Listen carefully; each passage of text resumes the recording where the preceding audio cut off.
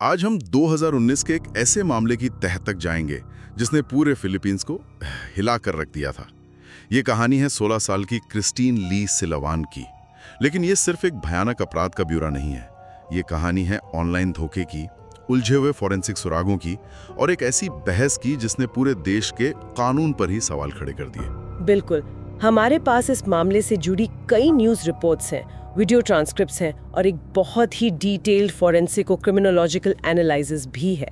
तो आज हमारा मकसद सिर्फ घटनाओं को दोहराना नहीं है। नहीं, बिल्कुल नहीं। आज हम इस केस की एक एक परत खोलेंगे।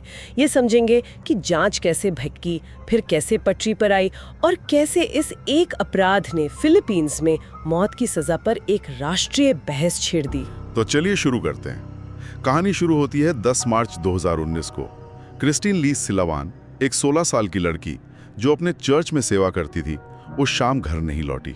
और अगले दिन जो मिला, उसने एक ऐसे दुस्वप्न को सच कर दिया जिसकी किसी ने कल्पना भी नहीं की थी। अगले दिन क्रिस्टीन की लाश एक खाली मैदान में मिली और जिस हालत में मिली वो सुनना भी दिल दहलाने वाला है। रिपोर्ट्स के मुताबिक उसके शरीर पर चाकू के 30 से ज्यादा घाव थे। लेकिन सबसे विभत्स बात यह थी कि उसके चेहरे की चमड़ी को पूरी तरह से निकाल दिया गया था, जैसे कोई मास्क उतारता है। उसकी पहचान करना तक लगभग नामुमकिन हो गया था।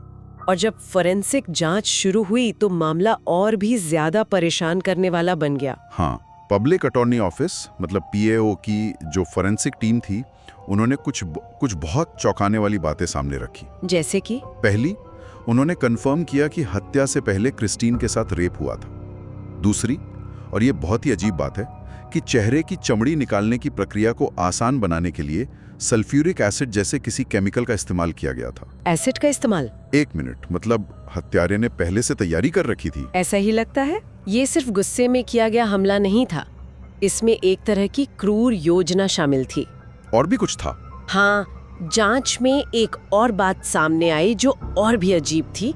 क्रिस्टीन की जीभ, सांस की नली और खाने की नली जैसे अंदरूनी अंगों को भी बहुत सफाई से निकाला गया था। क्या? जी, जिस सटीकता से ये किया गया था, उसे देखकर जांचकर्ताओं को शुरू में ही शक हो गया कि इसमें कम से कम 3 लोग शामिल हो सकते हैं। मतलब ये किसी एक व्यक्ति का काम नहीं लग रहा था? बिल्कुल नहीं। जाहिर है, इस तरह के बर्बर अपराध के बाद पुलिस पर बहुत ज्यादा दबाव होगा, तो उन्होंने जांच कैसे शुरू की? बिल्कुल, मीडिया का ध्यान, लोगों का गुस्सा, सब कुछ पुलिस पर था। सबसे पहले एनबीआई यानी फिलीपींस की नेशनल ब्यूरो ऑफ इन्वेस्टिगेशन, उन्होंने एक गिरफ्तारी की। अच्छा। उन्होंने क्रिस्टीन के 17 साल के एक्स बॉयफ्रेंड को पकड़ा। उसे हम प्राइवेसी के लिए जॉन कहेंगे। एक पूर्व प्रेमी, ये तो जांच में एक आम एंगल होता है। हाँ, एनबीआई को लगा कि शायद जलन के कारण उसने ये अपराध किया है, लेकिन यहीं पर मामला उलझ गया। जॉन के खिलाफ केस बहुत ही कमजोर था। कमजोर मतलब? कोई सबूत नहीं था। उसके पास पुख्ता सबूत थे कि अपराध के समय वो कहीं और था, जिसे कानूनी भाषा में एलिबाई कहते हैं। पर सबसे बड़ी बात जो उसके पक्ष में गई वो थी उसकी गिरफ्तारी का तरीका। गिरफ्तारी का तरीका? एनबीआई ने उसे बिना वारंट के अपराध के कई दिनों बाद गिरफ्तार किया था। अदालत ने कहा कि ये हॉट परसूट का मामला नहीं है। हॉट परसूट, इसका क्या मतलब होता है? हॉट परसूट का मतलब है कि पुलिस किसी अपराधी को अपराध करते हुए देखती है और तुरंत उसका पीछा करते हुए उसे पकड़ लेती है।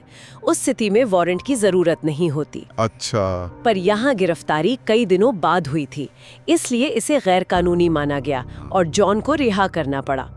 जांच वापस वहीं पहुंच गई जहां से शुरू हुई थी। तो पहला संदिग्ध बाहर हो गया। पुलिस के पास कोई और लीड थी? उन्होंने एक और संदिग्ध जोनास ब्यूनो पर भी ध्यान दिया, जो इसी तरह के एक दूसरे मामले में शामिल था। लेकिन जल्द ही पता चल गया कि सिलवान मामले से उसका कोई लेना देना नहीं था। तो जांच एक तरह से ठप पड़ गई थी। हाँ, बिल्कुल।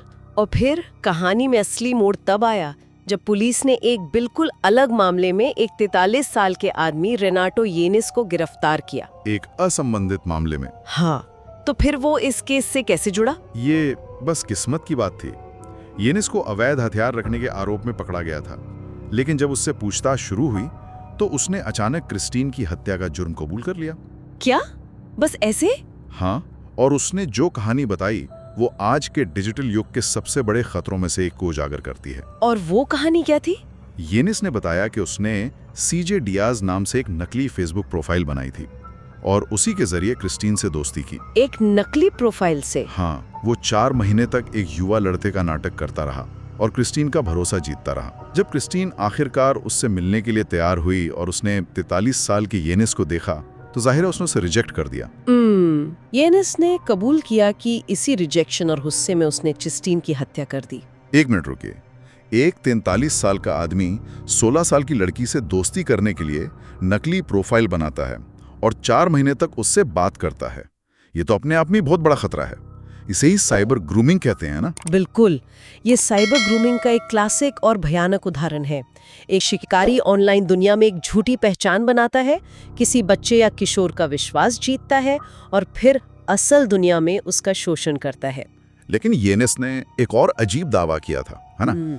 चेहरे की चमड़ी निकालने के बारे में। हाँ, और यहीं पर मामला और भी अजीब हो जाता है। उसने दावा किया कि उसने चेहरे की चमड़ी निकालने का तरीका मोमो चैलेंज से सीखा था। लेकिन ये मोमो चैलेंज वाली बात थोड़ी अजीब नहीं है? जहाँ तक हमें पता है वो तो बस एक इंटरनेट अफवाह थी, एक होक्स नहीं थी।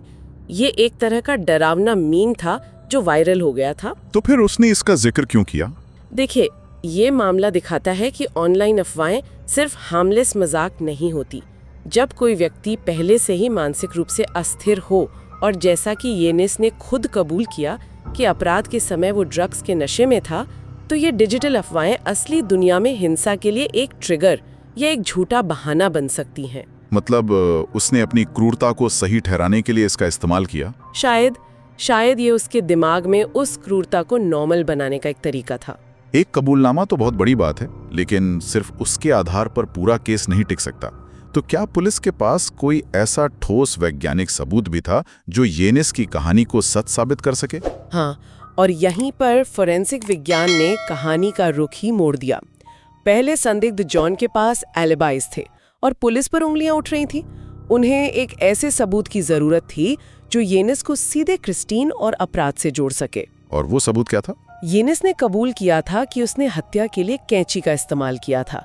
जब पुलिस ने वो कैंची बरामद की और उसे जांच के लिए भेजा तो वही निर्णायक सबूत मिला। उस पे डीएनए मिला होगा? बिल्कुल। जब लैब से रिपोर्ट आई कि उस कैंची पर क्रिस्टीन और रेनाटो येनिस दोनों का डीएनए मौजूद है तो जांच के लिए ये गेम ओवर था। ये तो अकाट्य सबूत था। हाँ, इसने न केवल येनिस को अपराध से जोड़ा बल्कि जॉन को भी पूरी तरह से इस मामले से बरी कर दिया। अब जांच की दिशा पूरी तरह से येनिस पर केंद्रित हो गई थी। तो अब पुलिस के पास कबूलनामा भी था और डीएनए सबूत भी। मामला काफी सीधा लग रहा है। अब बस अदालत में केस चलेगा और सजा होगी, है ना? लग तो ऐसा ही रहा था, लेकिन यहीं पर कहानी ने एक और अप्रत्याशित और दुखद मोड़ लिया। मई 2020 में जब मामला मुकदमे के लिए आगे बढ़ रहा था, रेनाटो यूनेस ने अपनी जेल की कोठरी में फांसी लगाकर आत्महत्या कर ली। क्या मतलब क्रिस्टीन के परिवार के लिए कोई अदालती न्याय नहीं हुआ? कोई जिरहा नहीं, कोई फैसला नहीं? कुछ नहीं। आरोपी ने खुद ही केस को बंद कर दिया। ये तो न्याय का एक अजीब और अधूरा अंत है। बिल्कुल। उसकी मौत के साथ उसके खिलाफ आपराधिक कार्यवाही समाप्त हो गई। कानूनी तौर पर मामला बंद हो गया था, लेकिन सामाजिक और राजनीतिक तौर पर इस मामले का असर अभी शुरू ही हुआ था। इस अपराध की क्रूरता ने पूरे देश में गुस्सा भर दिया था। हमारे सूत्रों के मुताबिक इसका राजनीतिक असर भी बहुत बड़ा हुआ। बहुत ज्यादा। उस समय के राष्ट्रपति रोड्रिगो दुतेर्ते की सरकार, जो पहले से ही अपने कठोर ड्रग्स के खिलाफ युद्ध के लिए जानी जाती थी, उन्होंने इस मामले को मौत की सजा को फिर से लागू करने की अपनी मुहिम के लिए एक पोस्टर केस की तरह इस्तेमाल किया। उनकी दलील थी कि सिलावान जैसे राक्षसी अपराधों के लिए उम्र कैद काफी नहीं है। तो इस केस की वजह से मौत की सजा की बहाली के पक्ष में माहौल बना। हाँ, जनमत काफी हद तक उनके पक्ष में हो गया था। लेकिन इसका विरोध भी तो हुआ होगा, क्योंकि फिलीपींस ने तो मौत की सजा खत्म करने के लिए एक अंतर्राष्ट्रीय संधि पर हस्ताक्षर किए हैं। हाँ, और यही बहस का केंद्र था। मानवाधिकार समूहों, कैथोलिक चर्च और विपक्ष ने इसका पुरजोर विरोध किया। उनका तर्क था कि एक भावनात्मक मामले के आधार पर कानून बदलना गलत है। सही बात है। उन्होंने कहा कि मौत की सजा अपराध रोकने का कोई साबित तरीका नहीं है और ये फिलीपींस को अंतर्राष्ट्रीय समुदाय में अलग थलग कर देगा। ये एक क्लासिक टकराव था, जनता के गुस्से और देश के कानूनी दायित्वों के बीच। तो रेनाटो येनिस की मौत और जॉन के बरी होने के साथ क्रिस्टीन सिलावान का मामला कानूनी रूप से तो बंद हो गया, लेकिन जैसा कि अक्सर ऐसे मामलों में होता है, कई सवाल आज भी बाकी हैं। और सबसे बड़ा सवाल वही है जो जांचकर्ताओं को शुरू से परेशान कर रहा था। क्या रेनाटो येनीज ने ये सब अकेले किया? आप ऐसा क्यों कह रही हैं? उसने जुर्म कबूल तो कर लिया था। उसने हत्या और चेहरा छीलने की बात कबूल की थी, लेकिन फोरेंसिक टीम को जो सबसे ज्यादा परेशान कर रहा था वो था अंदरूनी अंगों को निकालने का तरीका। अच्छा, वो बात। हाँ, जीभ, श्वास नली और अन्न प्रणाली को बहुत सटीकता से हटाया गया था। कई विशेषज्ञों का मानना था कि ये काम किसी एक व्यक्ति के लिए, खासकर जो ड्रग्स के नशे में हो, अकेले करना लगभग असंभव है। येनीज के कबूलनामे में इस बात का कोई जिक्र नहीं था कि उसने ये कैसे किया या क्यों किया। तो ये मुमकिन है कि कोई और भी इसमें शामिल था जो कभी पकड़ा नहीं गया। एक तरफ ये ऑनलाइन सुरक्षा और हमारे बच्चों को डिजिटल दुनिया के शिकारियों से बचाने की जरूरत को दिखाता है। बिल्कुल। और दूसरी तरफ ये न्याय की प्रकृति पर भी एक गहरा सवाल खड़ा करता है। सही कहा। क्या कानूनी तौर पर किसी मामले का बंद हो जाना हमेशा असली न्याय के बराबर होता है? क्रिस्टीन के परिवार के लिए शायद नहीं। उन्हें कभी अदालत में अपने सवालों के जवाब नहीं मिले। यह एक विचार है जिस पर गौर करना चाहिए। जब डिजिटल दुनिया और असल दुनिया की सीमाएं इतनी धुंधली हो जाती हैं, तो हम किसे और किस पर भरोसा कर सकते हैं? और जब सबूत और कबूलनामे के बावजूद सच अधूरा लगे, तो क्या न्याय कभी पूरा हो सकता है?